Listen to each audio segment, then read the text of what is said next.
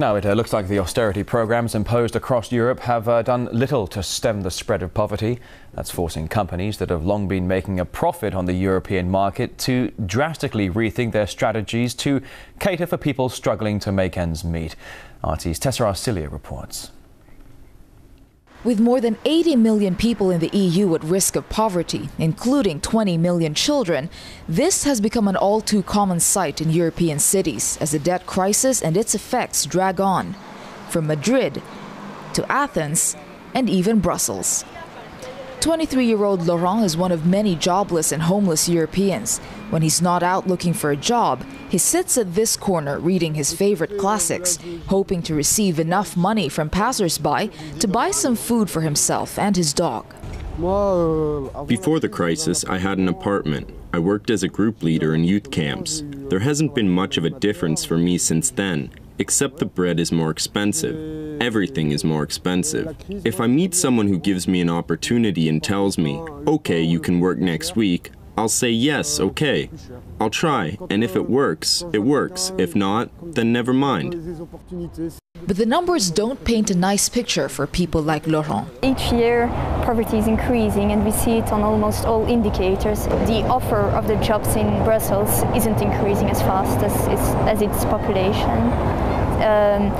The jobs which requires no qualifications are touched the most. So this means this has higher consequences for people living in poverty. And big companies are taking notice. Take Unilever, for example. The company behind a slew of consumer products, from shampoos to ice cream, has started to look at Europe from a different angle. The head of its European business told the Financial Times Deutschland that poverty is returning to Europe.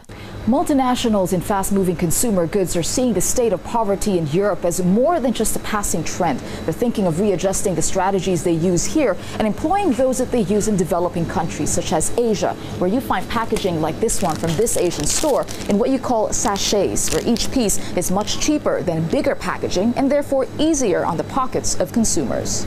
A practice the company has already started doing in Spain and Greece. People have to start saving on their most basic needs, shampoo, foods. So that's really showing you in practice what the crisis really means for many struggling people in Europe. There's rather a disproportionate burden on individual citizens, specifically the increase in VAT rates. VAT on the most basic products that everyone uses in their daily lives. I'm sure this has a huge effect. A crippling effect on people like Simone, a homeless woman and pensioner who only has €3 to spend each day. I can't afford the rent, so I try to live where I can.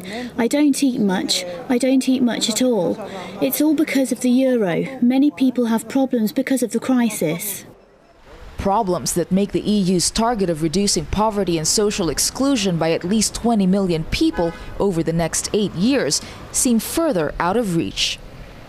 Tessa Ercilia, RT, Brussels.